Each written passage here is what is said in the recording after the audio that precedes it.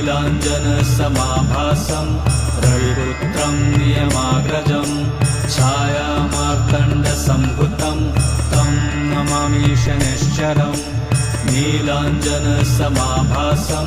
रविपुत्रं नियमाग्रजं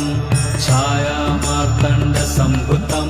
तं नमामि शनैश्चरम् नीलाञ्जनसमाभासं रविपुत्रं नियमाग्रजं छायामार्तण्डसम्भुतं तं नमामि शनैश्चरम्